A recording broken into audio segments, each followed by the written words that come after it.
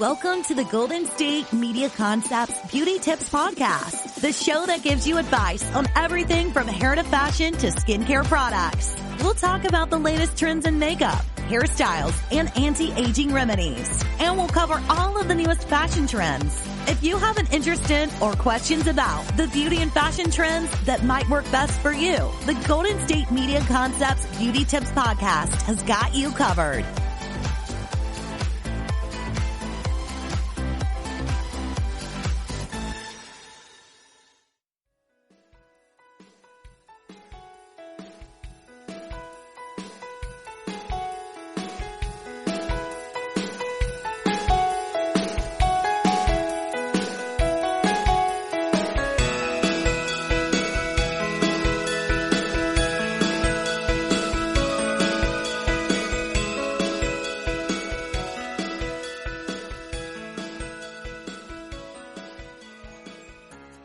Hey all you people, hey all you people, hey all you people, won't you listen to me? Hey guys, what's going on? Thanks for tuning in to the GSMC Beauty Tips Podcast, brought to you by the GSMC Podcast Network. I am your host, Mel. Hey everyone, happy, it's Wednesday for me, you'll be listening to this on Thursday. Today is my day off. I take Wednesdays off. Wednesdays and Saturdays are my days off. And I just made myself the best lunch. Ooh. I love like acai bowls. I don't know about you guys, but I think acai bowls are delish. And I made myself this acai bowl, with some berries, some strawberries, some blueberries, some bananas, some spinach, some kale, some granola. I'm trying to get myself back into a healthier routine since quarantine. I definitely gained that quarantine weight, so trying to get myself back. Me and my fiance are trying to get ourselves into a healthier routine. So we also have like a big engagement party. Well, I shouldn't say a big engagement party. It's a quarantine engagement party. It's really just our parties, keeping it safe, keeping it real, having a little quarantine social distanced celebration. We've been in the green for quite some time, and we're trying to keep the good, trying to keep the hope, trying to keep it happy.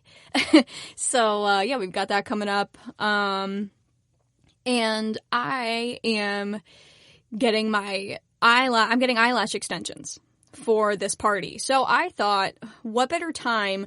I'm going to talk to you guys about all these new trends that are popping up. I've gotten a bunch of them done. There are some that I haven't. And I'm going to talk to you guys about all of these because I feel like these are so new, at least for me when I was going into these processes, if you will. I was nervous. I really had no clue what exactly I was getting myself into. Luckily, the girl that I go to is one of my friends for quite some time now. I've known her for a really long time, and she does all of these procedures for me, if you will, I guess. And she was so kind. She told me absolutely everything about it. If you want to follow her lash page on Instagram, she also posts all of her. She does eyebrow laminations, lifts and tints, and eyelash extensions. I'm sure there's a plethora of other things, but those are what I go to her for. Her name is Catherine, and let me look up her Instagram page really quick, because you guys can totally go check it out. I think it's Lovely Lashes. Let me check. Hold on. I want to make sure I'm giving you guys the right... Yeah. Lovely Lashes with 2 S's. Lovely, and then Lash, IESS. So, check her out, because she's fantastic. There's obviously pictures of me on there because I've gone to her, but I have gotten my eyelashes lifted and tinted. I have gotten my eyebrows laminated, and now I think next week I'm going to get eyelash extensions, and I'm a little nervous, so this is also a little bit of a learning thing for me as far as the eyelash extension. So I thought, what better time I could sit down and talk to you guys about all these procedures, all the need to knows, give you what I think about them, and then also, I can learn a little bit about these eyelash extensions, and when I get them, I could totally give you guys some kind of a review. So we can talk about them and then, I'll come back with it. It'll be like a little cliffhanger, So, so I'm going to talk about eyebrow lamination. I'm going to talk about microblading. I'm going to talk about eyelash lift and tints, and I'm going to talk about eyelash extensions. So this is going to be a hefty informational, type of podcast. But I'm also going to talk to you guys about what I think, what I would do, because I have gotten some of these done. The only one that I haven't gotten done out of these, or will not be having done for me to review, is microblading. But I've gotten my eyelashes lifted and tinted, I've gotten my eyebrows laminated, and I'm going to go get eyelash extensions. So let's hop right into it. So let's start. Why don't we start with microblading? Okay. So microblading, as you've probably seen everywhere on Instagram, is like almost like a tattoo type deal, but like it's not. Okay, so when you get a tattoo, obviously it's like the needle and it's like pew, pew, pew, pew, pew, so, and it goes deep into the skin so it stays there forever. That's just the way that it works. But with microblading, it's not as deep of a process, if that makes sense. Microblading, it's just going to be temporary. It's not something that lasts forever. It's not like a brow tattoo or permanent makeup. Nothing of the sorts. So if that's what you were scared of, don't worry about it. It's nothing like a tattoo. They're tiny, tiny, tiny incisions, and it's going to deposit that pigment similar to a tattoo, but not as deep of a process. So then it's going to make it look like, little brush strokes, hair like, little hair, So it's better to do microblading if you already have the hairs and you're trying to make it look a little fuller. In this case, it's gonna, or darken the color, or you want to just make some shape. If you're the kind of person that has zero shape to your eyebrows, this could be, although I have seen, and this is why I've never gone for the microblading, because I have pretty full eyebrows, and they've got a really good shape to them. I've been blessed with that. I never had much of a problem with my eyebrows. So, I mean, if you are the kind of person that wants to put some shape in your brows, it obviously can't be like completely, totally different from where your hair naturally grows, because then I'm sure we've seen those people that like get the like tattoos or even the microblading maybe, and their hairs grow and it just looks a little wonky. But I would say this is just for somebody that wants a fuller look, a more, hair-like look maybe, or if you're trying to darken the color of your eyebrows. So like, I don't know, this was never appealing to me, the microblading, because I'm pretty sure it is pricey. Oh yeah, here's the price. On this article I'm reading from Paula's Choice Skincare, she says, depending on where you live and the expertise of the person providing the service, they typically range from $350 to $800. But it only lasts this says it could last anywhere from 6 months to 2 years. Like, if this is a process that you're going to have to get done every 6 months, are you willing to spend between $350 and $800 twice a month? I mean, if this is something that's going to last you 2 years, yeah, that's something that you could definitely reason, every 2 years you're going to spend, even the highest price, $800, you're going to spend $800 every 2 years, but it also says there's a touch-up recommended between 4 to 8 weeks after your initial appointment. So, I don't know, the results on this one never really drew me in. Especially because I was never looking for anything like that. Like I said, I've got pretty full brows, I've got a good shape, and I've talked multiple times about how I dye my own eyebrows. Now, I want to update everyone on that because my Just For Men was running out, so I threw it away. And I was going to get some more on Amazon. And I was reading all of these reviews of, and they're obviously all men because it's Just For Men, but, all of these men were reviewing Just for Men and saying, like, oh my gosh, my skin is breaking out and, like, chemical burns, and, like, the pictures they were posting with these reviews were foul. Foul.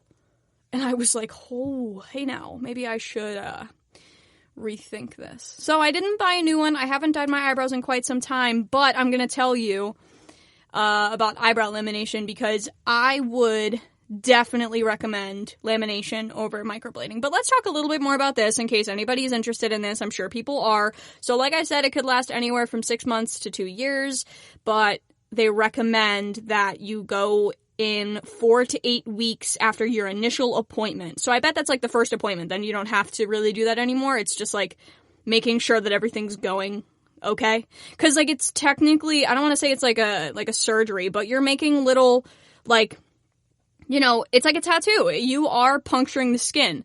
And I do want to say, too, like, I have seen some crazy results from this. Some good, some absolutely terrible. I watched a YouTuber a while ago.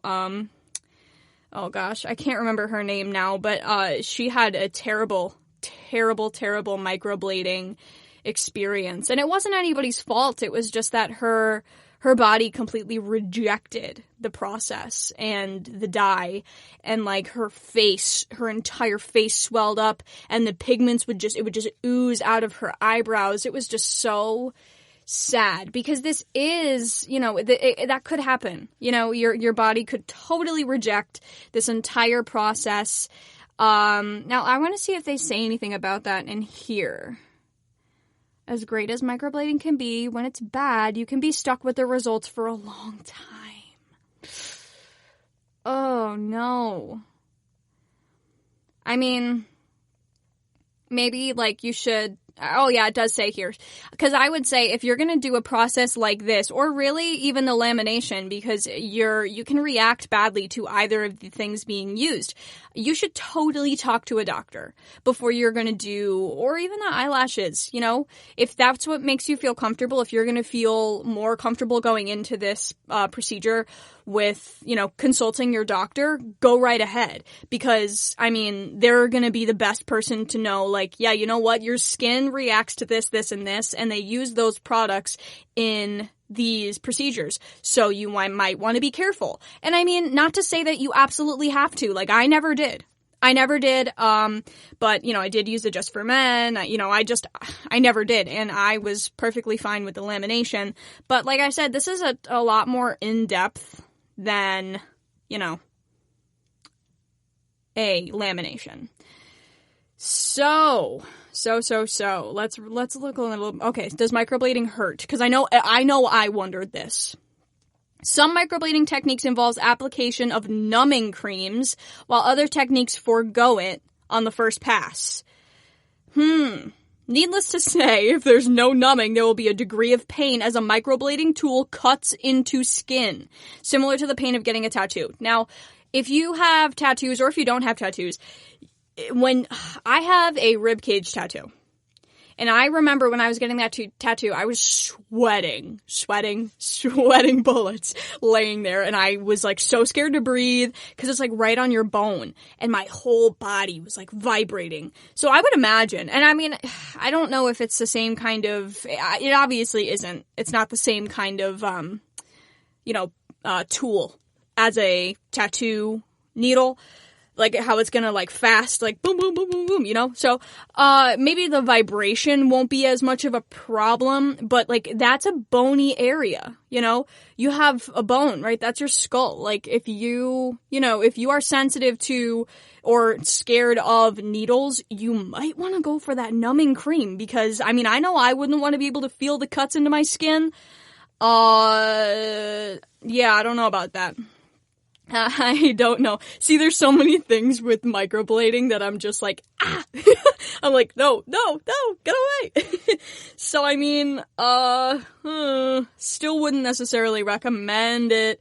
Now, the other thing, too, about microblading, see, if anybody was considering this, the time that we were quarantined was the perfect time to go and do this, because the healing for this process can be a bad boy. Now because you're making incisions in your skin, so your skin is gonna have to heal itself. So when you get a scab, it's like it's itchy and it's flaky and it's gross. And I have a feeling that that's what this is like. Let's see. Healing time. It varies. Obviously, everyone's different. Flaking is not uncommon. Some people experience scabbing. The severity of these side effects often depends on how closely you follow the aftercare instructions. Okay, aftercare instructions typically involves keeping the brows dry for at least the first 24 hours. Yeah, that's the same thing with lamination, your eyelashes. You have to keep them dry for 24 hours. Otherwise, you kind of ruin the whole process.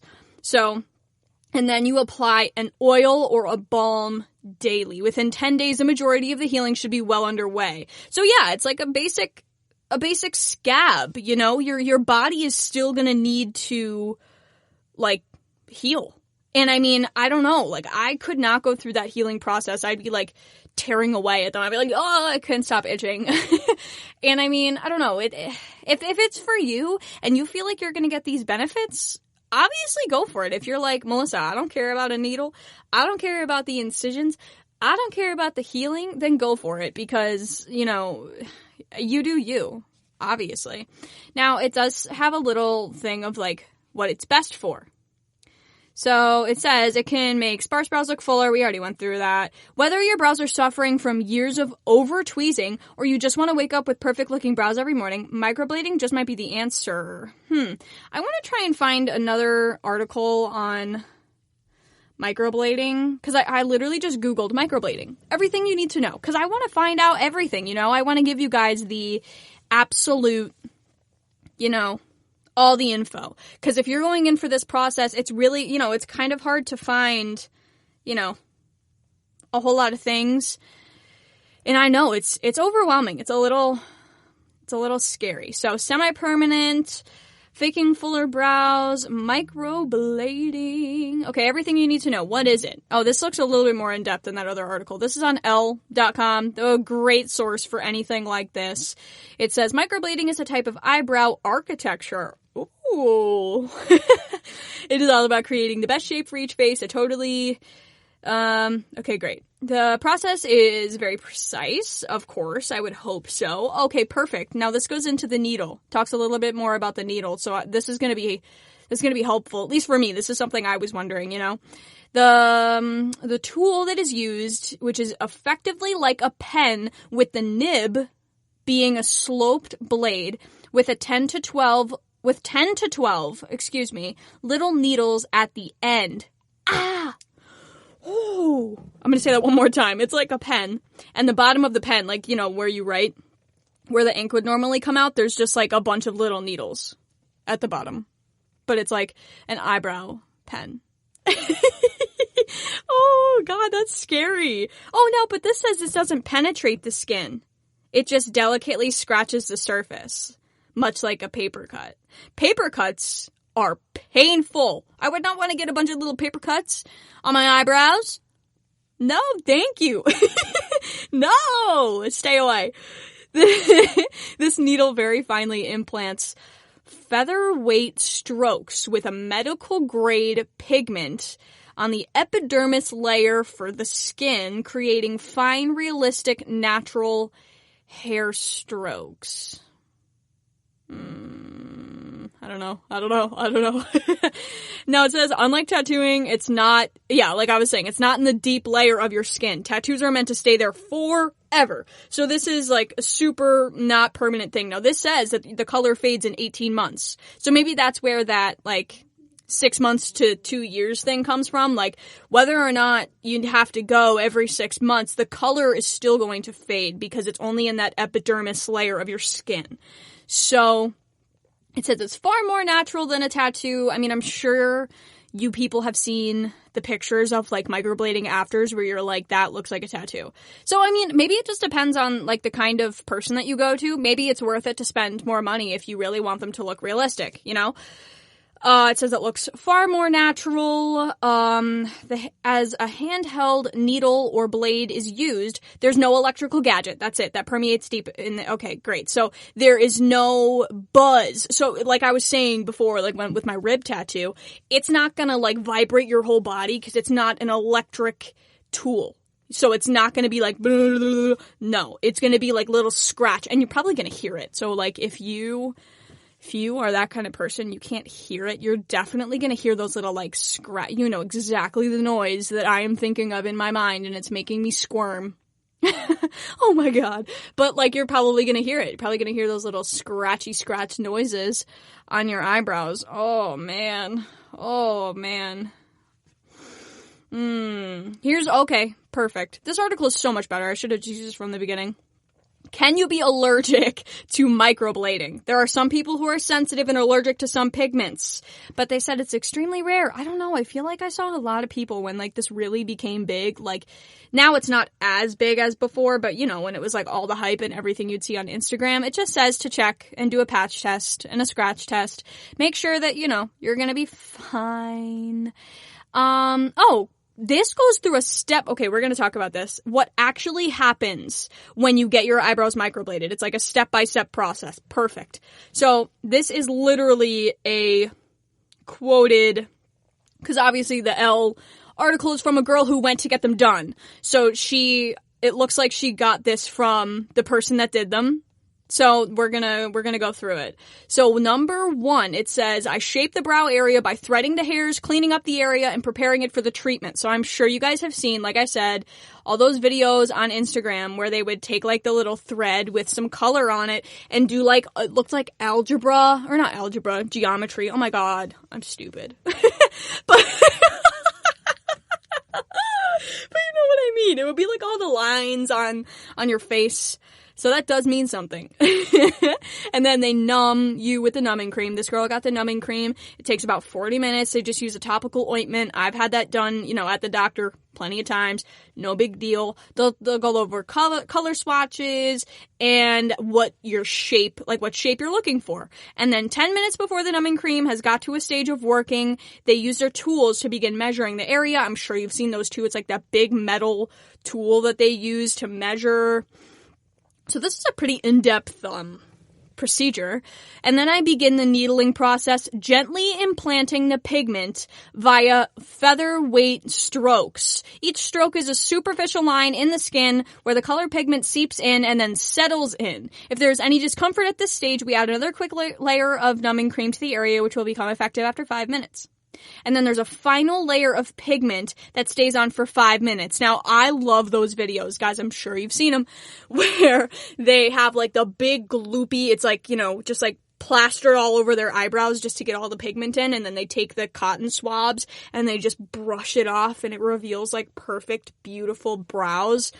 So that's what the final layer is. The final layer of pigment, it's just kind of like thrown on there. Make sure you get every single crack and crevice filled. And then 6 to 8 weeks, there's a top-up session to fill in any gaps. That's just your initial appointment. That's what the last article said, which was, you know, it's just your initial. And then you're done.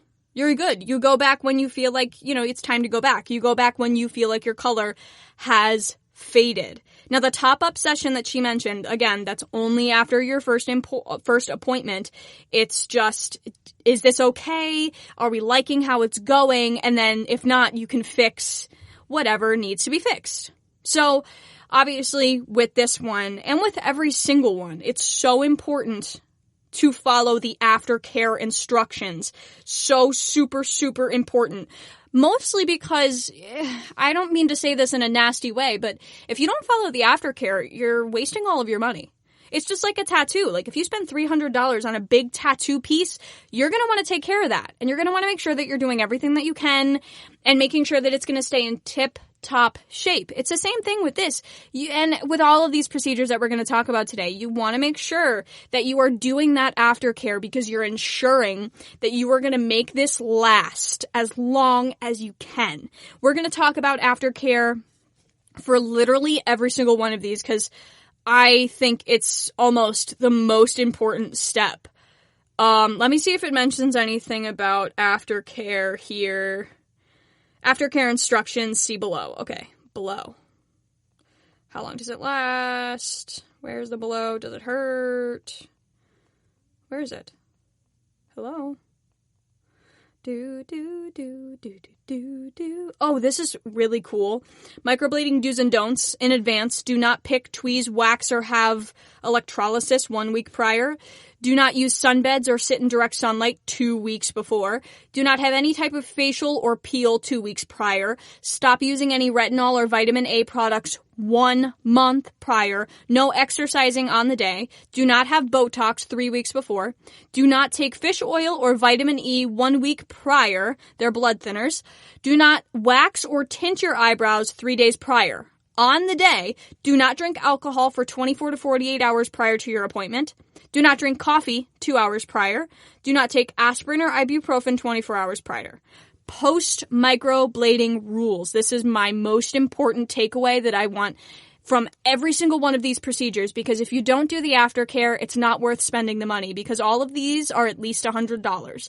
And I would hate to see anybody spend that kind of money and then blow it because they don't want to do the aftercare. It's so super important. Gently wash your eyebrows every morning and night with a water and an antibacterial soap such as Cetaphil. We talked about Cetaphil, guys. Love it. Ensure all soap is rinsed away and dry by gently patting with a tissue. This will not remove the pigment. Do not use any cleansers containing acids or exfoliants. Apply a very small amount of coconut or rosehip oil. We talked about both of those in my last episode. If you're any kind of interested in oils, take a skip back. Apply one of these oils to each brow morning and night. Is that it? That's it. So it's really not that hard. It's a couple simple little steps, guys. And they're so super important when it comes to these procedures. So that's it for microblading. Let me know what you guys think. Leave a comment. I'm going to post something on the Instagram after this gets posted tomorrow, and I want to see what you guys think. Let me know what you prefer. I'm going to put up some polls, some questions, and we'll see what everybody thinks. And then I can come back in the next episode. We could talk about all that. But I'm going to take a super quick break, and we're going to come back and talk about, we're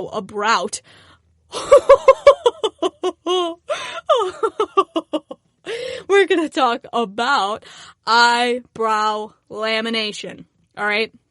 Now, I did actually get this one done, and I could actually review this one for you and tell you my thoughts, as well as all of the information, all the do's and don'ts, and most importantly, you know it, say it with me, the aftercare, yeah. Okay, I'm going to take a quick break, guys, and I will be right back. The GSMC Life and Happiness Podcast takes you on a journey of exploration. We'll discuss tried and true methods alongside the latest trends of how to best live your life to its fullest and happiest. From psychology to meditation, science to self-help books, the GSMC Life and Happiness Podcast will help you to discover what makes you happy and how you can live life being the best you possible. Download the GSMC Life and Happiness Podcast on iTunes, Stitcher, SoundCloud, Google Play, or anywhere you find podcasts. Just type GSMC in the search bar.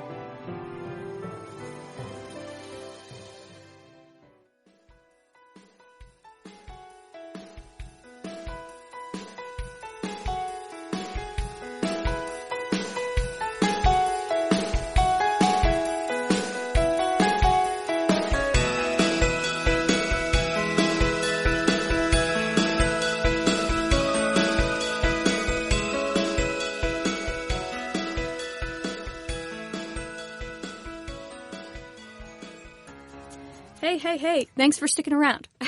So, we just got finished talking all about microblading. The do's, the don'ts, what you need to know for before, for after.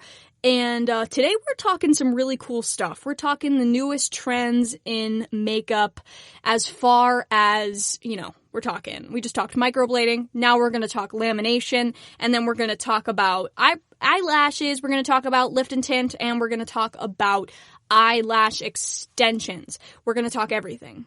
Everything you need to know, everything you've been wondering, and what I think, because that's what we're here for, right? So, now that we're back, we're going to talk eyebrow lamination. Now, I have gotten this procedure done, right before quarantine, actually. And, you know, I told you guys a bunch of times, I'll say it again, I have dyed my eyebrows for quite some time. I haven't, in a very long time, because I mentioned this before, but I gotta mention again because I really want to make sure that, like, if you skipped here, you heard this. But I use the Just for Men. They don't recommend that you use it on your eyebrows, but I break the rules. I'm not telling you to. Don't do it. But, you know, I was out, so I threw it away and I was gonna pick up a new one, and I was reading all these reviews on Just for Men, and all of these men were leaving these reviews with, like, chemical burns and, like, oh god, it was bad. And it scared me, so I'm absolutely done with that. So, eyebrow lamination. I got this procedure done, like I said, a little bit ago. I got that done in conjunction with junction. What's your function? Hooking up work. But I got that procedure done as well as a lift and tint, all at the same time. I'm trying to find, super quick, what I paid for this. I really don't remember. Let me think. Okay. I think I paid a little over $100 for all of it, I want to say. Maybe $2. Cause I know that the lift and tint procedure is $100 altogether. And I think that the eyebrow lamination, I want to say, was like $50 or $75 or maybe even another $100 more. I truly don't remember. I'm sorry. I wish I did. I know that's important to some people. But yeah, you know, if I'm doing it, it's fine. So I'm pretty sure if the most I spent was probably $200. Like I said before, I went to my friend Catherine. I loved it. I loved it. Oh gosh. I think this is hands down one of my favorite things. Now, this gives you the look of soap brows. Does anybody remember those? The soap brow trend where you'd like put your spoolie through the soap and then brush them up and they'd like stay and it looked like feathery and cute. That's the thing that we're going for here. So basically, this process, as far as I know, before I even get into this article, I'm just going to talk about what I took away from it, my review, what I thought about it. I'm obviously going to post a picture of my before and after. Thank you, Catherine, for taking that for me. But so I take it as basically like a perming type of deal, but instead of curling it, you're making them, you know, kind of straight. So you're, you know, brushing them out, making them straight and feathery, making sure that every single one of those brow hairs gets its moment in the sun. And, basically then you're not gonna need eyebrow gel, you're not gonna need a pencil, because there's also a tint involved in this process. You don't have to do the tint. It's the same thing with your eyelashes, the lift and tint. You can do one or the other. You can just do a tint. You can just do, you know, your lamination if you've got full brows already. But I went for both. And I really, really enjoyed it. It's a super calming process. You know, Catherine picked out my, shade, and it worked perfectly, because I do like my eyebrows a little bit darker. I have, like, light, kind of mousy brown, little bit of blonde hair, and I like my brows to be a little bit darker, and it was the perfect shade, and my eyebrows were, like, awesome for maybe 6 months. They were so cool. I loved this process. Now, I went into it and I said, you know, I don't want them to be like sticking straight up, because some of these pictures, if you look it up, some pictures of people, they've got them like sticking straight up, and like that's not totally for me. I like, you know, the ones towards the middle of my face and the front of my brows, if you will. I like them to be sticking up pretty straight, but everything else I like it to have like a outwards kind of thing, and Catherine knew exactly what I wanted. I didn't bring in any pictures. I didn't bring in anything, and I, you know, like I said, Catherine is a friend of mine, so, like, she knows what my eyebrows looked like on a regular basis. So she just kind of made them look like a, you know, spiced up version. But, you know, if you want to bring in a picture of yourself when your eyebrows are done, the way that you like them, I would recommend that. Totally. Bring in a picture of yourself where your eyebrows are done, or, you know, of course a reference picture is always helpful too if you don't want them to be sticking up, you know, straight in the air. Always, you know, I would totally recommend it. And, you know, as far as your shade too, you can do the same kind of thing. You can always look at swatches. I didn't do that because I totally trust Catherine. I was like, yeah, you know, if you say it, do it. So I would totally recommend this if you are even considering even microblading. Do this first, because you may do this and you may absolutely love it. You can wake up and just put a little eyebrow brush through your eyebrows and you're good to go. This was so awesome. Now, what I do want to say, well, I'll save it. So let's get into this article and see what this is on Allure. That's where I'm finding this info, so I could give you guys the down low, the real, okay? Oh, this is funny. Lamination is no longer just a reference to that shiny finish your first grade teacher applied to an important piece of paper. Oh my god, that's funny. All right, it says, let's see, let's get to the cool stuff. Let's get to the important stuff. What's the process like?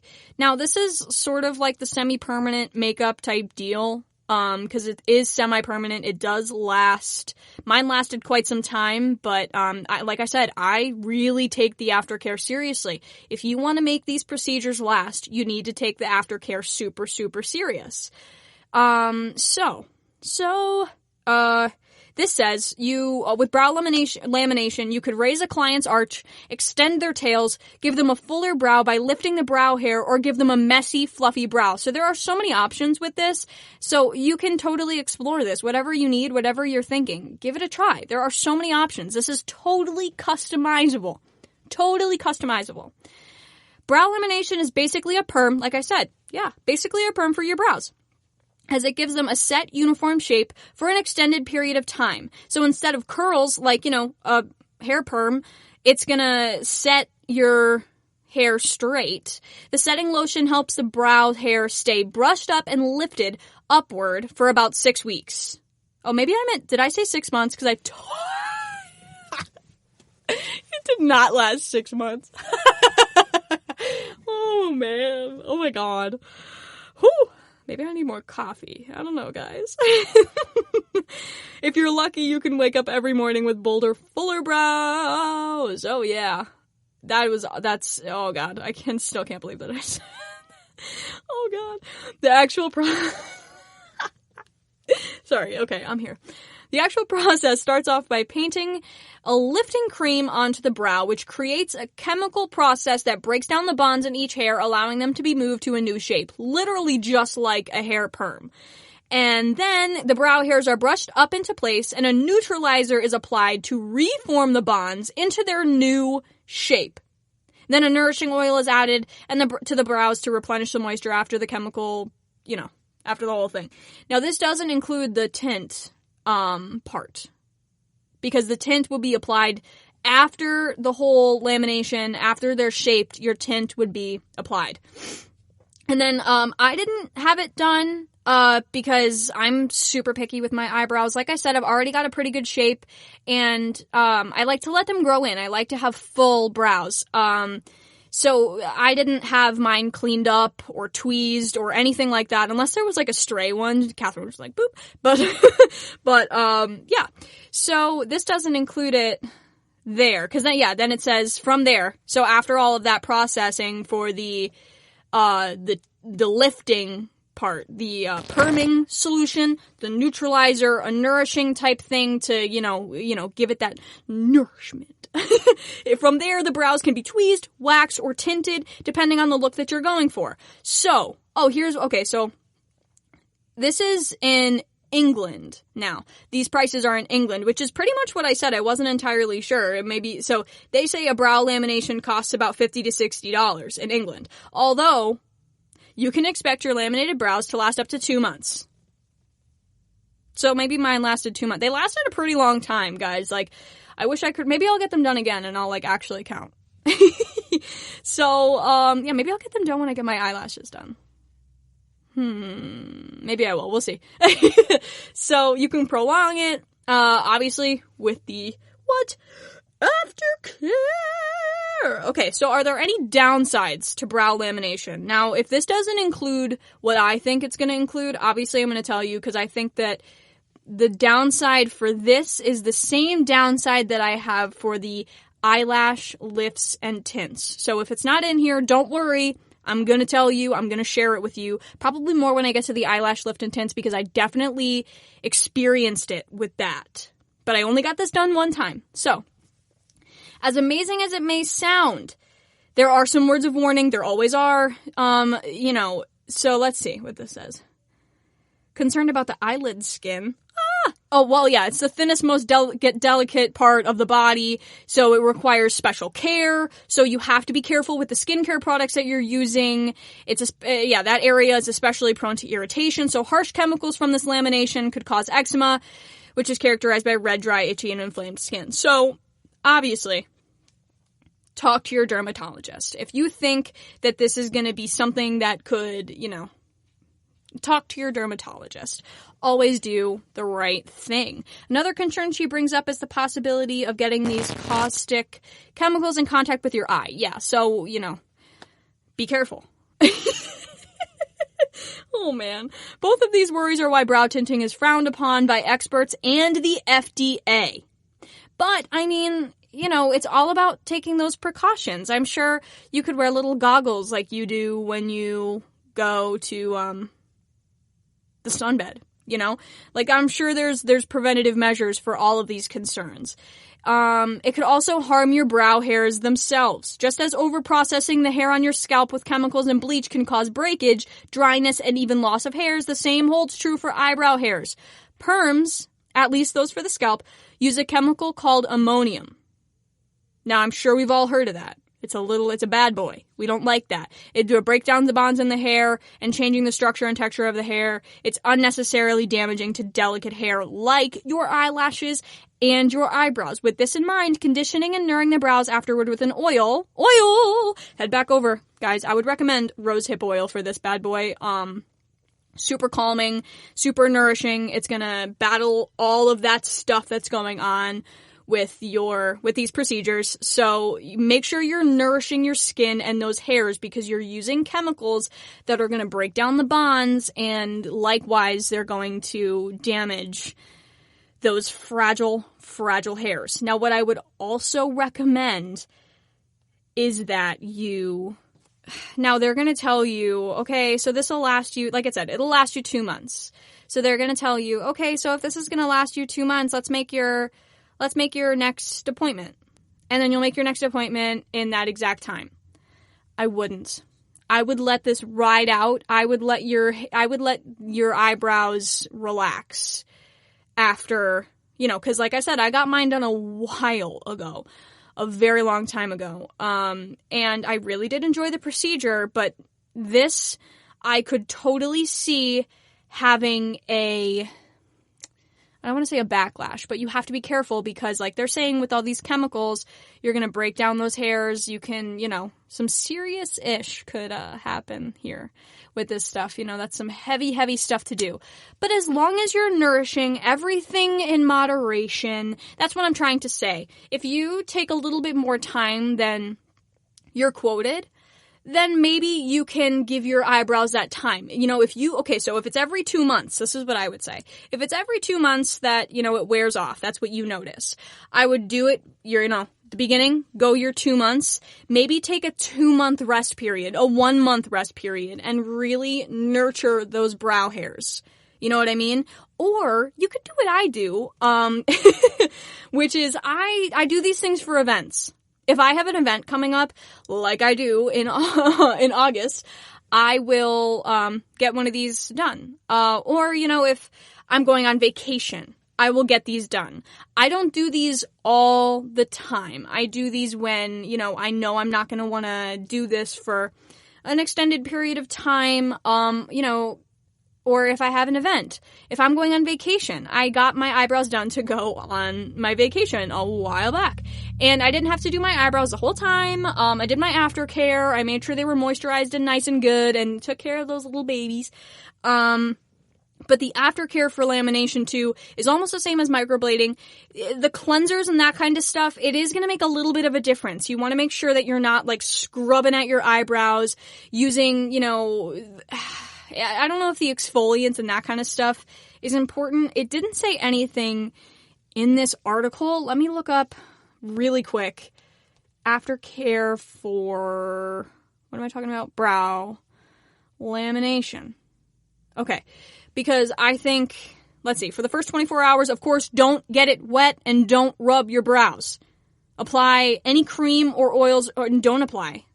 Let me open this whole, I don't like that article. Let's find something a little better. Here we go. Okay. This looks good. Just peachy brows. Let's find out what it is. Okay. Aftercare advice. It's easy to care for your brows following a lamination treatment. For the first 48 hours, you should treat your brows with care, avoiding getting them wet, steam baths, saunas, anything that's going to open up those pores and let the pigment come out, don't do it. After that 48 hours, you can treat them normally, simply brushing them into place every morning with a spoolie. So it doesn't say anything, and I think that's also because it's still relatively new. It doesn't say anything about not using specific cleansers or anything like that, but I specifically don't use harsh cleansers right in that area. Like, you know, if I'm washing my forehead and it runs down into my eyebrows, whatever. But like when I'm using my exfoliator, I'm not gonna like go to town on my eyebrow area. You're picking up what I'm putting down. You get it. So, like I said, I would recommend the rose hip oil for this. That's what I did. I made sure that they were super cute, super nourished. Made sure that I was taking care of those little baby hairs. But, yeah, I would totally recommend this if you're even considering any kind of brow anything. Try this first because it's totally customizable. There are so many options. It's so relaxing, and it's a really, like, compared to the price of microblading, you could do this for $50, $60 every, you know, I don't know, 4 months, 6 months, or just for your special events, whatever you plan on doing. And you could save a mondo amount of money if you like this better. So, guys, whoa, I feel like today's going by really fast again. So, I'm going to take another short break. I'm going to come back and we're going to talk about eyelash lift and tints and eyelash extensions. Guys, I'm so excited to, like, review this for you. Like, I thought, wow, what a cool little ditty, you know? All right, guys, I'll be right back, so stick around. Tired of searching the vast jungle of podcasts? Now listen close and hear this out. There's a podcast network that covers just about everything that you've been searching. Hey! The Golden State Media Concepts Podcast Network is here. Nothing less than a podcast bliss with endless hours of podcast coverage.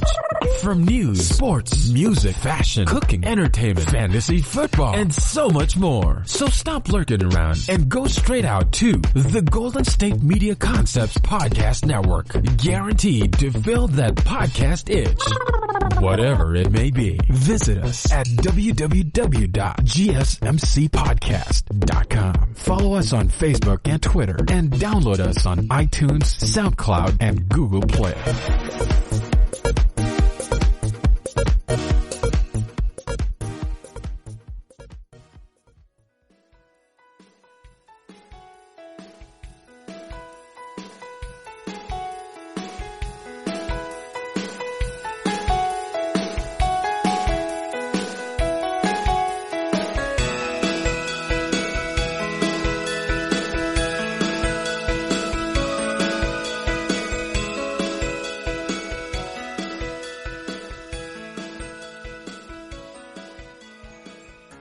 Alright guys, so we're back.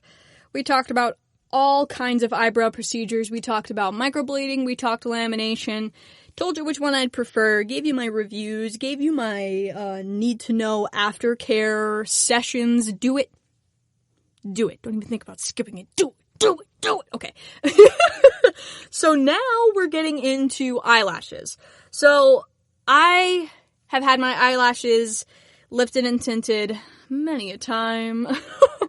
Now, I unfortunately have a little con with this bad boy. It's nothing crazy. It's very similar to what I was saying with the eyebrow lamination, although I definitely experienced this one. And like I said, I'm going to share, how you can prevent that. So, eyelash lift and tints. I got these done for a very long time. Loved them because I've got, pretty small eyes, pretty hooded eyes. I don't wear false lashes very often. If I do, it's for stage makeup. And, I don't really care what they look like. I throw them on. They don't have to look, I'm not big into the false lashes. I never was. But that's why I would get the lifts and tints, because it was just a little bit of an oomph, you didn't need any mascara. You just put a brush through them. They were curled up. They looked super nice. And I really enjoyed it. I really liked it. It was a fresh look. I'm not a very big mascara person. I hardly ever wear mascara, anymore, really. I kind of just throw a eyelash curler through my eyelashes and call it a day. But, it's perfect for somebody who has, like, short, stubby eyelashes that don't have a lot of color, or, anybody, really. If you want them, get them, But, I really enjoyed this procedure. If you're sensitive in the eye area, it is a bit of a little bugger. So, they basically take, now again, like, I'm going to do the same thing with the lamination. I'm going to talk about my experience, how I think it went, what I enjoyed out of it, and then we're going to go into this article by Elle, and we're going to talk about the specifics. I feel like that's a good way to do this. So, basically, they put like a little protector on your under eye. It's like, almost like an under eye mask type deal. And they'll put it under your bottom lashes. And then they put this little rubber type thing right above the lash line on your upper lid there. And it sticks right there so that it could, collect, your upper lashes. And they take this little, it almost looks like a dentist's tool. And they take this and they brush up your little eyelashes up onto that little rubber, it's almost like a baseboard type deal, and they put it and they rub them up there and make them stick, and then they go along with the lifting solution, whatever it is. I'm gonna get into the specifics obviously later, and then they'll go in with the tint, and then they just take it all off, and you get a good little wash down. But it was hard for me. It was a bit of a little bugger, in the beginning, but, I got used to it. It wasn't so bad. It's just a little uncomfortable. Obviously, they're going right in at your eyelash. It's close to your eye. Nothing ever got in my eye. I never had a problem with like that. It was always totally fine. This would last me a pretty decent amount of time. Now it's nothing crazy. This is totally, just a natural look. So, it would last me a pretty decent amount of time, and I really liked it. But my con, of course, I have to share this with you guys. I got this done. Now, like I said before with the lamination, let's say if it's 2 months, I would schedule my appointment every 2 months. When it would run out, I'd go back. This whole procedure would cost me $100. It was nothing crazy. And I'd go back after however many months in between that I was told, I'd go. And I realized after a while that my eyelashes started getting all bent and crinkly. And I was like, why is this happening? And then I realized, just like the last article said about eyebrow lamination, you're perming essentially your eyelashes, those super delicate hairs. You're perming them. And they're, after a while, they get to be a little, wonky and weird because that's a chemical and you're breaking down the bonds. You're trying to make them new again. You're trying to reshape them. It was nothing that Catherine had done wrong. Nothing that, my technician, what am I saying? But, there was nothing that she did wrong. It was just that I was doing it so often and too much that my eyelashes were starting to get all weird and like crispy. It was gross. And, I gave it up for a while. I stopped doing it. Because I wasn't doing all of the necessary aftercare. I was making sure that I wasn't using any harsh cleansers. It's hard with using an oil on your eyelashes because you don't want to get oil in your eye. That's the worst. So I never really knew what to do. And so I gave my eyelashes a super long break. Now they're totally fine. They are totally fine now. And it's not like I was crazy losing eyelashes. But I definitely noticed that I was really straining those little delicate hairs. So again, you have to be super careful because this is the same kind of procedure as a lamination, except you are curling these bad boys. So that's my experience. Totally would recommend it to anybody who's just looking for something like a little oomph. You don't normally wear eyelash extensions, but you still want, that, or if you have short, little stubby eyelashes, or if you have really light eyelashes, you can always just get one or the other. You don't have to go for the curl, for the lift, and the tint. If you just want the tint, just get the tint. But if you just want, the lift, do whatever works for you. You don't have to do both. So, let's see what Elle has to say. This is everything you need to know about lash lifts. Ooh, and why they're better than lash extensions. I thought that for the longest time, but I have to know for me, if they're really better. So, let's see what she has to say. Okay, now actually she says before she goes on a long vacation, she does get lash extensions. Lash extensions, which I have heard, are especially addicting. Whew, I'm scared. I really hope. I hope I can live without them after I get them. Okay, so she says a lash lift is like a perm for your lashes. Like I said. Like a typical perm. It sets the shape of your natural lashes using a chemical solution. A lift is essentially what your lash would be doing with a really good mechanical curler, a nice shape and a realistic curl. There's no preparation for this guy. This is nothing, that you have to know this, know that before. It's just that, if you want, now this says, this is interesting. If you want a more dramatic result, go on something like a lash serum to grow your lashes as long as possible. Oh, that is such a good idea. Maybe I'll do that and see if it actually works. Like, go in it with a lash serum. I wanted to use a lash serum for a really long time. Like, not like my eyelashes are, super short or, they don't curl. Like, they're totally fine. But, I wonder, how that would work. So then, instead of doing the lash extensions, I could totally try that next. Okay, this is another thing that's totally customizable. The first step during a session is to consult with your lash artist. They'll ask you what you want, what you're looking for, what kind of style, whatever. Everything that you need to know. How you like your lashes, all of that. And then based on your answers, they're going to do the curl and the shape, and they're going to follow, they know what's best.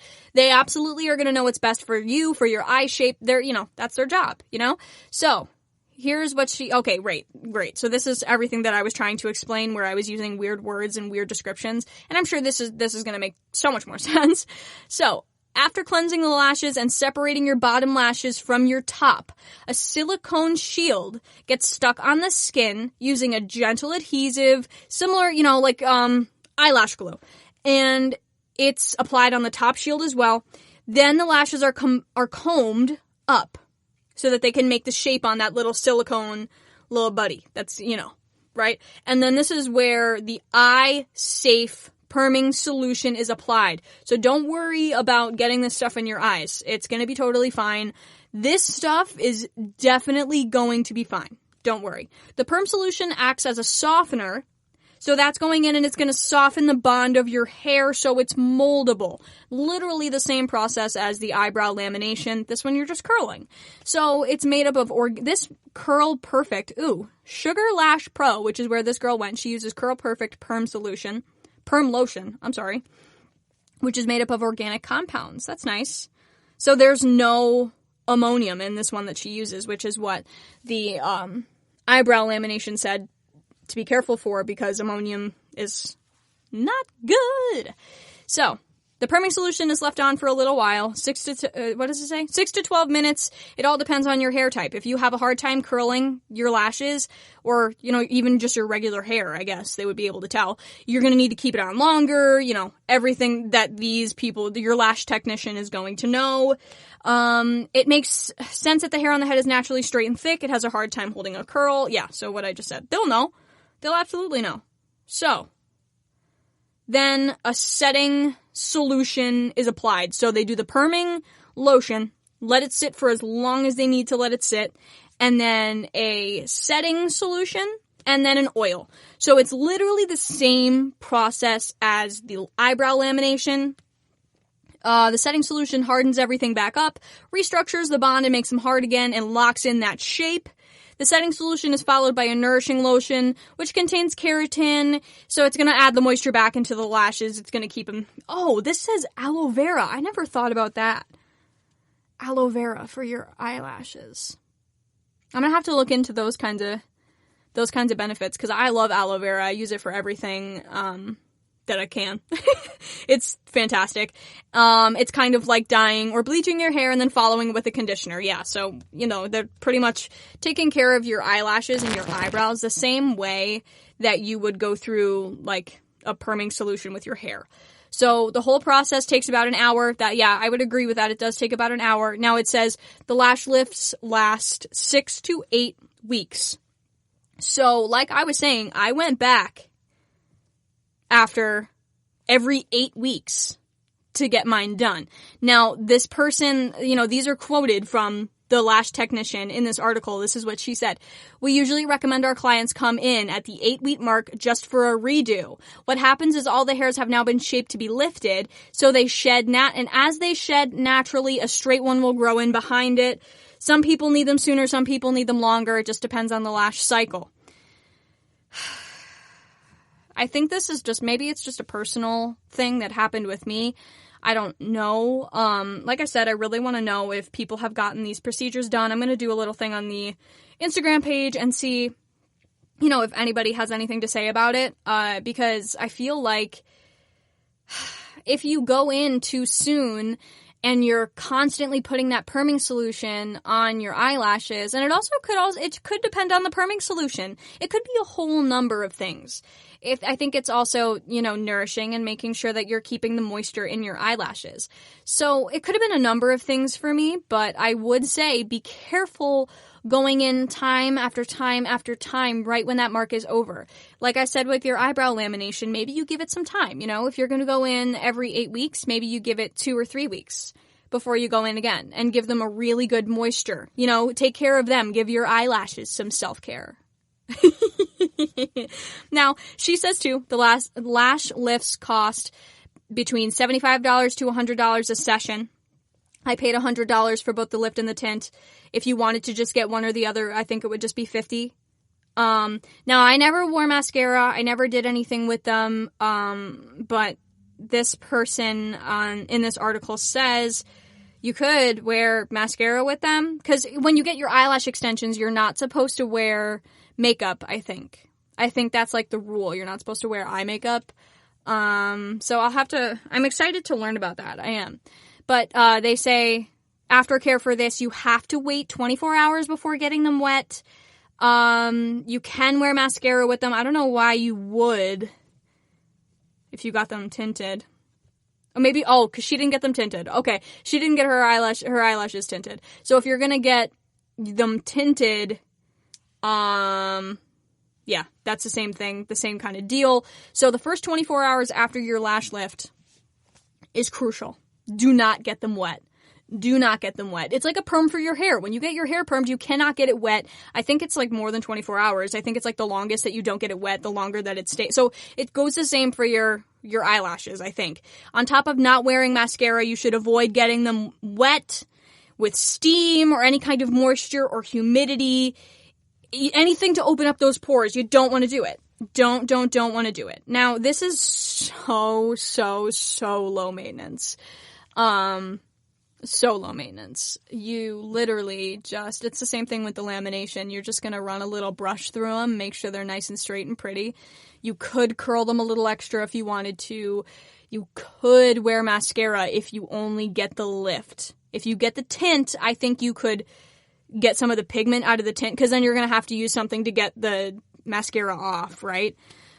So, if you just get them lifted, you can do the mascara. I'm sure there's some kinds of cleansers that you should use, maybe just like oil-free. You should use an oil-free kind of cleanser. I think a lot of eye makeup removers now are oil-free though, so you're pretty much good to go. But you want to make sure that you're conditioning them, because it's a perm and you're using chemicals. So that's the biggest thing with this aftercare. You want to make sure that you're nourishing them. Make sure those babies are good as new. You want to put all of their time, most of the time, into your aftercare, or you're going to end up like me and you're going to have like crunchy, weird, bent eyelashes. And it's not going to look cute. It's not. I can tell you that from experience. Okay, guys, so I'm going to take my last little break here, and then we're going to come back and we are going to talk eyelash extensions. Guys, I'm so excited. I'm really, really, really excited. So I'm going to learn a couple of new things here. I don't really have anything to go on from experience as far as this goes, but I will. Don't worry. I'm totally going to update you guys. I'm not going to keep you in the shadows. But, it's a cliffhanger of sorts, We're going to talk about it. I'm going to tell you what my worries are. Hopefully I can get all of the information that I need so that I'm ready, because I think I'm like a week or two out from my appointment. 2 weeks, I think. So now if there's anything that I need to do, if there's anything that I need to prepare, I'll be good to go, So I'll be right back, guys. Stick around. Do you want to be healthier, yet you just don't know what to do? All these shows telling you this and that, but nothing seems to work. Well, listen close. Golden State Media Concepts has got something great for you. The Health and Wellness Podcast, dedicated to workout trends, healthy eating habits, diet, and everything about healthy living. Join us in our banters as we help you not just live life to the fullest, but live it to the healthiest.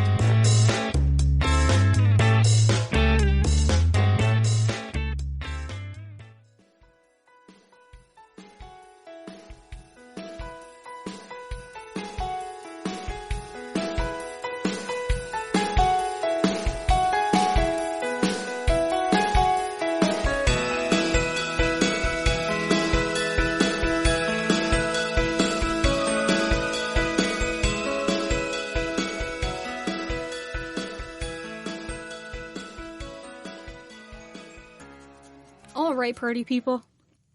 We talked, what did we talk? Microblading. We talked lamination. We talked eyelash lift and tint. Lamination and eyelash lift and tint, super similar. Microblading is definitely a different process than anything that we're really going to talk about today, except for the fact that microblading is probably just as invasive as eyelash extensions, which is what we're talking about now. Now, I thought this would be the perfect thing to do now, because I'm going to get them done in about 2 weeks. So I'm going to learn all of this stuff for myself. I'm also going to share this all with you, my concerns, what I'm scared about, what you need to know if you're ever considering this or thinking about this, because I know it was really scary for me for any of these procedures. I wanted to know everything. So I'm making a sort of one-stop shop for everything that you need to know, the do's and don'ts, the aftercare. Guys, aftercare is so important. Please do it. Don't waste your money. Don't waste your money. So, we're going to talk eyelash extensions. So I literally found this article on a website called Into the Gloss, and it literally says, get off Google search. This is the only article you'll need. So that's where we are. So it has these like numbered things here. It says it's a very luxurious process. Now, from what I know, it totally is. My lash technician has booked me, I think, for like 2 hours. It takes quite some time, but it's relaxing. It's totally cool, totally relaxing. And she says it too. It's enjoyable. You lie down in a bed, you close your eyes for an hour and a half while calming music plays in the background, and the technician attaches little feathery nothings to your lashes. That's an interesting way to put it. It's not the most socially acceptable nap time a working adult could ask for. Oh, God. And if you're not already sold, most salons offer a complimentary massage. Whoa. Hey, now. That's something that I could totally get into. That's okay, though. Every lash extension experience is customizable. Yeah, this is like one of the most customizable things ever. You could pretty much walk in probably with a strip lash that you wear all the time and say, I want this. I don't wear strip lashes like ever. And when I do, they're literally just the Ardell Demi Wispies. And, you know, I've got really small eyeballs, so I don't necessarily wear eyelash extensions very often. Every time that I've put them on, I take them off because I feel like they just don't fit my eyes. So for me, this is something that I'm really interested in because I want to find, you know, what works for me. I have gotten the lifts and tints multiple times. I do love it, but now I'm at the point where I need a little bit more than just what comes with the lift and tint. I need something a little extra. Personally, I like the little bit of the fan at the, you know, at the ends of your lashes, if you will. But I also like them really feathery, but I also want it to be simple and natural. I don't want to look like I've got, now for some people that's the way that they go. They like it that way. But I don't want to look like I've got like a thick band of lashes. That's just not for me. So this says, when you're done, you will not end up looking like you just got a permanent strip lash attached to your lid. Now that depends. If that's what you're looking for, that's what you'll get. First, you can choose the length. Most salons will carry extension lengths from 9 to 15 or from natural to Kardashian. See, I was just going to say, how would I know that? I wouldn't really know the length just from like looking at them. I don't know. But it says from natural to Kardashian length. The sweet spot for most is 10 to 12. Okay, that's good to know. After you pick your length, pick your curl. A J curl is for a more natural, awake look, while a C curl is for a more dramatic, I never leave home without my, oh God, that's something I can't pronounce, eyelash curler look. Okay, if you want something more creative, you could do the J on the inner corners of your eyes and the C on the outer edges for a more cat eye look. Okay, so that's really interesting. So that's the whole curl thing. I would probably just go with the J. I don't know. But then, like they say with the cat eye, because I want that little bit of a fan on, like, the outer edges of my eye. Maybe. I don't know. Now, in terms of material, oh, God, this is so many options. I'm going to be so overwhelmed. It's really a good thing that I started doing this. In terms of material, you have a lot to choose from. Faux mink, faux fox, silk, real mink, and last but not least, real human hair. Oh man, the differences between these looks are negligible. So opt out for the faux mink. Oh, so opt for the faux mink, since it's the most affordable. That is a lot to take in. Wow. Okay, so probably for me, since I'm looking for something natural, I'd probably go between the 10 to 12, like she said. Maybe stick more for like the 10s and then like longer on the outer edges. Maybe that's what I'll do. And then stick with the J throughout. So it's like, you know, natural and wispy. And then just do a length longer. That's probably what I'll do. That makes the most sense for me. And I don't know if I can choose materials. I don't know. I don't know if my lash technician, Catherine, just like has her own thing that she does, which is totally fine. I don't know. That's almost too many decisions for me. I'm a Libra, so I'm extremely indecisive, so too many decisions makes me very overwhelmed. I'm a little, whoa, okay, so she's already come for me. She's already proved me wrong. Yes, you can wear makeup with them, okay? If you can't stand the thought of ditching your smoky eye, don't worry. You don't have to. Only liquid-based eye products can be damaging to the extensions, okay? But you can get away with a tiny wing of liquid liner as long as you're not dragging it along the lash line. Make sure to carefully remove the shadow or liner with oil-free makeup remover and Q-tips for precision. Most importantly, stay away from the mascara entirely as it leaves the extensions crusty and damaged. It's only acceptable if you're at the end of your cycle and you'll be getting a fresh set in a few days. Okay.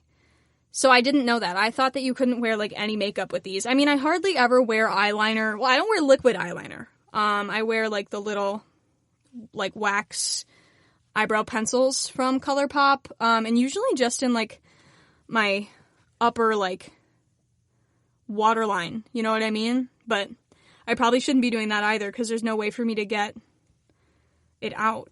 I wonder how you can clean them, though. I'm a little nervous. I'm not sure how you could clean them. Because it says that you could clean, like, the eye makeup off with an oil-free makeup remover, but, like, how could you clean your eyelash extensions? Because that's something I'm definitely scared about. Eyelash extensions can ruin your eyelashes, but they don't have to. Oh, of course. And that is if you play by the rules. What have I been telling you guys this whole time? I'm one of the many people who have made the mistake of pulling out the extensions. Oh my god, pulling out the extensions myself? Whoa, oh my god. That's scary. Oh wow, okay. Not only is it extremely painful, but it leaves you with few to no natural eyelashes left. However, after what I like to call the intense eyelash rehab program, for applying Vaseline to my lashes every night, my natural lashes were back to normal after a month and a half. Okay, that really scares me. I'm really nervous. Oh my god. Okay, well, I guess that's just if you pull them out. So don't pull them out and make sure that you're doing the aftercare, maybe. I'm hoping. The only way you can get rid of them is to get them professionally removed, of course, or have them fall out naturally. Well, that just goes without saying. Of course. Having the extensions removed is as easy as having them put on. Painless and relatively quick. Okay, every salon will have this service available. Okay.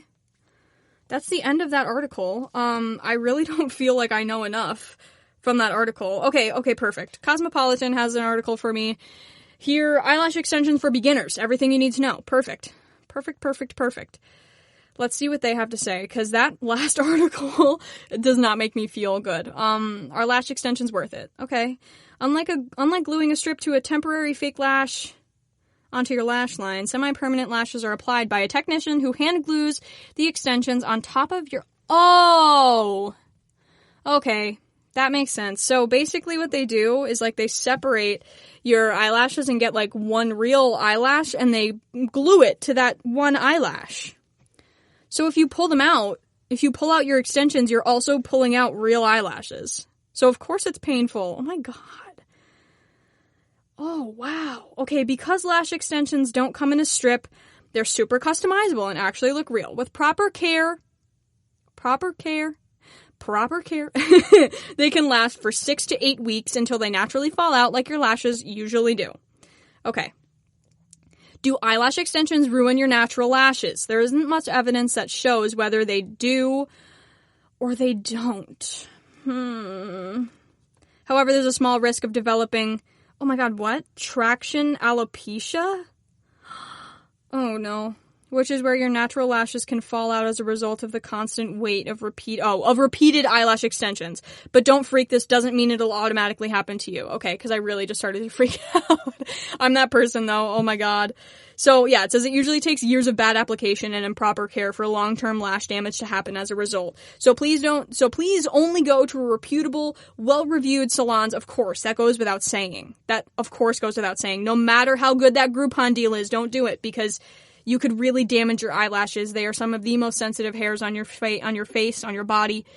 Make sure your technician watches their hands between clients, of course, especially now. Wears a mask, uses sanitary pillow covers, sterilizes the tweezers, and uses disposable eyelash brushes. Be careful, especially now. That's a very delicate area, especially with COVID. So, let's see. Oh, and while we're on the subject, when you're making an appointment, ask the salon about the ingredients. Of course. Because if you're any kind of sensitive, you're going to want to know. And if they can't answer your question, cancel the appointment. You don't want inexperienced people sticking things to your eyelids. So true. And if they say their glue contains formaldehyde, a known eye irritant that can cause redness, irritation, itchy, swollen eyelids, definitely cancel the appointment. Okay, I'm getting a little nervous, guys. Probably just because I'm a little freak. Now, let's talk about cost, because they could be expensive. In New York City, a basic set, typically 70 to 80 lashes per eye, can range anywhere from $100 to $400 plus tip, which is usually another 20%.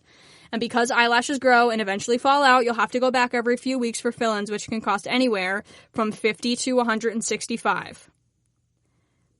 So, okay, that seems fair to me. I'm probably going to end up spending around $200. I'm okay with that. I'm ready. I've been saving. I'm good. The longer you go in between fill-ins, the more lashes you'll need to replace and the higher the cost. I'm sure you guys have seen those videos where like girls go in and they're like, I just need a fill-in, and all of their lashes are gone. Okay. Perfect. What do you need to know, or how do you know what size eyelash extensions to get?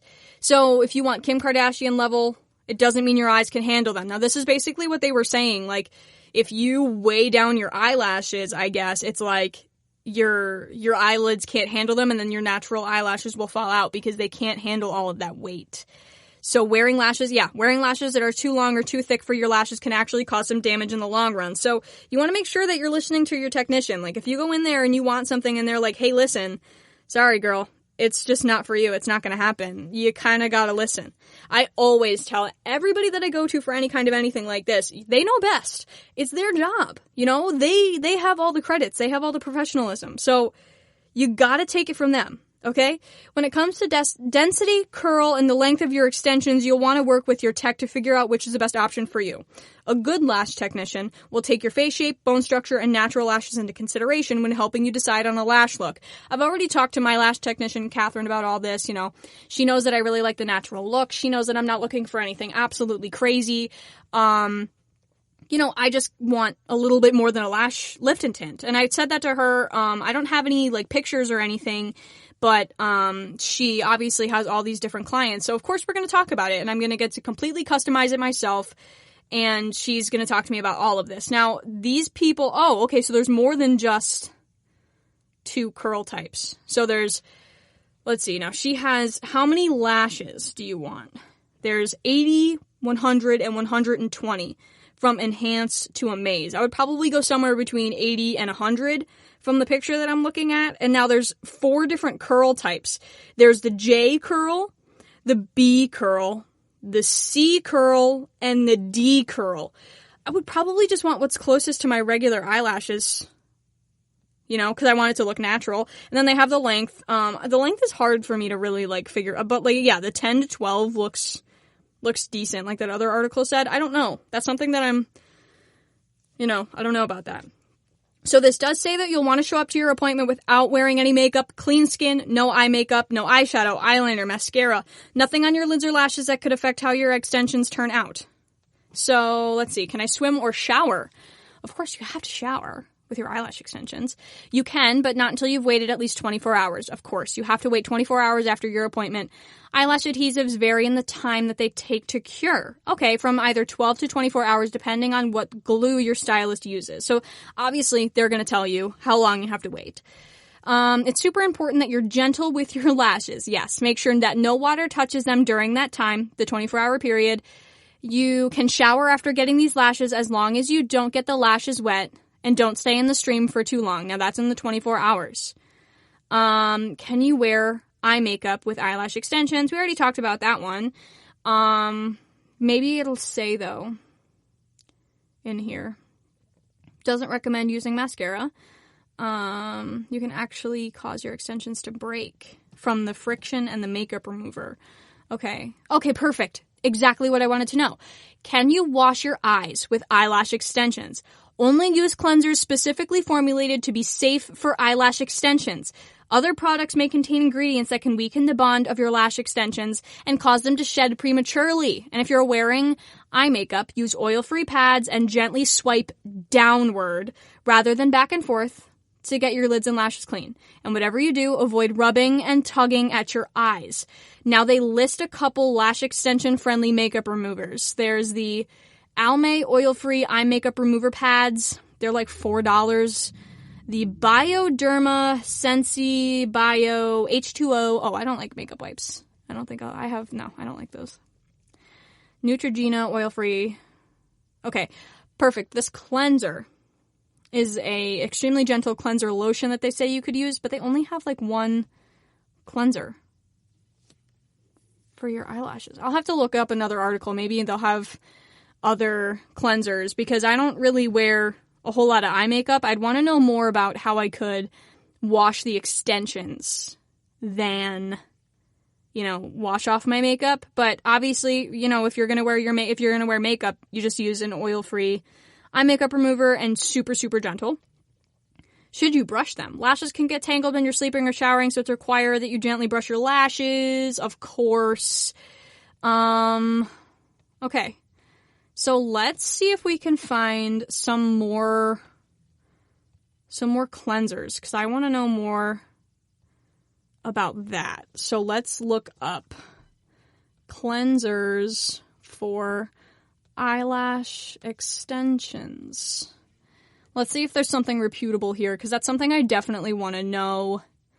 Okay, this is Daily Vanity 13 gentle makeup removers and cleansers for lash extensions that will keep your new lashes in place. Okay, this looks promising.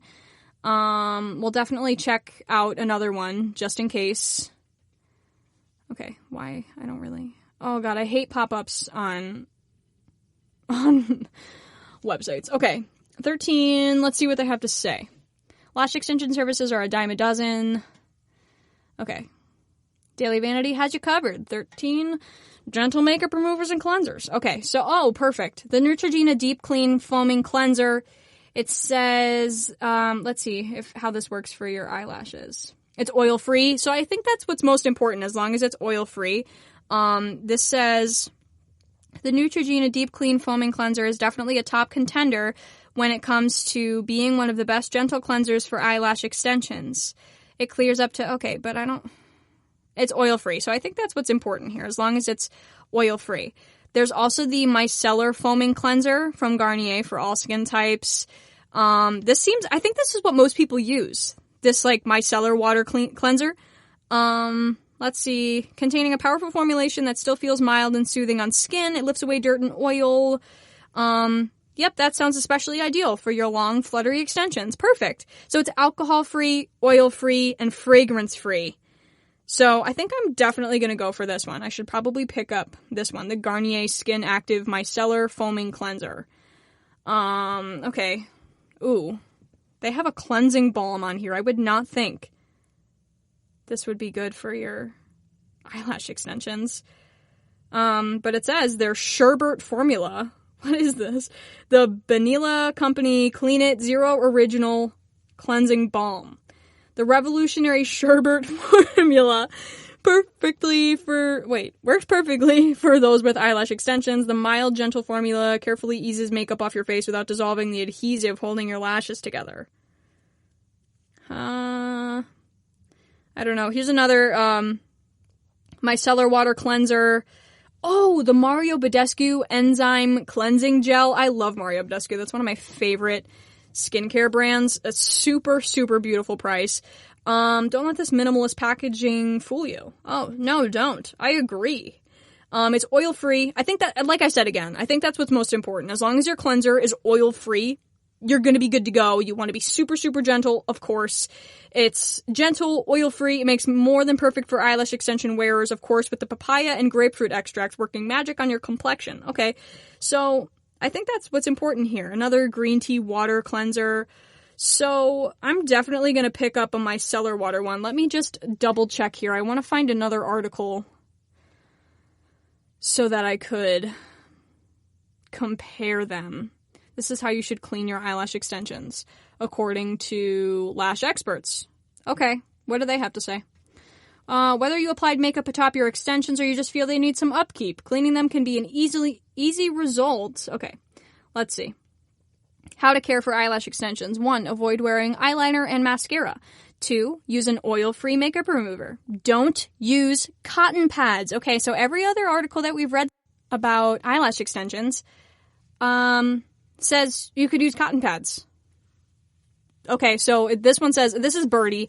I come on here a lot, actually, for some makeup advice. So they say, don't use cotton pads, sleep on a silk pillowcase, and apply a protective coat to repel moisture and debris. Okay. Okay, avoid wearing any eye makeup. Use an oil-free makeup remover. Other products may contain ingredients that can weaken the bond, right, of your eyelash extensions. So if you're making an investment in extensions in the first place, you surely don't want to see them go to waste. Of course, at the very least, make sure any eye makeup remover or cleanser you use near your extensions is oil-free. Okay, so like I assumed, you just want to make sure that your cleanser is oil-free. It's important considering one of the internet's most popular cleansers contain oil. Oil-based removers will weaken the extensions and cause them to break and shed. Okay, so once you find the perfect oil-free remover, use a few pumps of the remover on a spoolie brush. Okay. And brush them through. So maybe that's why the micellar water works so well with removing them, because it's easy to go on a spoolie and you can brush it through your eyelashes. Okay. Well, that makes complete and total sense. Try reaching for a cleanser that checks off both boxes. So what do you mean? Oh, break down the mascara. Well, I wouldn't be wearing mascara, so okay. But it says, this one from Bella Lash. It's a lash detox and a lash cleanser with makeup remover. The one's 14, the other one's 12. Popular aftercare products for a reason. They gently sweep away debris and bacteria to keep your eyes and lashes healthy and strong. These cleansers are perfect for removing makeup because they aren't oil-based. Right. So, yeah, so basically you just want to make sure that you're not using anything with oil anywhere near your eyes.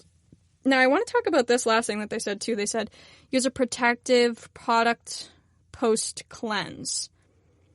Follow the theme of tender love and care by finishing your cleansing routine with a protective product that will nourish your lashes and keep your extensions in place. Okay.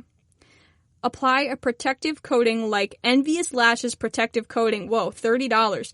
48 hours after service from base to tip. Even if you don't have eyelash extensions in, it's recommended that you use a serum. Conditioning serums are great for people who just want their natural lashes better in shape. Our luxuriating lash conditioner, that's $75, contains a unique blend of natural and botanical ingredients to help your lashes reach their full potential. So this is like what they were saying about the lift and tints. If you want like better results, I guess you could do like a lash serum before, and it says a protective coat right after you get them, right after you clean them, right after you get them. Let's see. This one's definitely, this segment's going longer than I had expected, but this is really informational, and I really want to talk about all this stuff because I know if it was me, I'd want to hear all this stuff too, So let's see if there's protective coat eyelash. Oh God, I can't type today. Eyelash extensions. Let's see if there's any other products here that we could check out here. Freshly cleansed lashes prior. View protective coating. Okay. I want to know the products though. Let's see. This is on extremelashes.com. I just want to see. Wait, no. This is just their product. Okay, that's not very helpful. Yeah,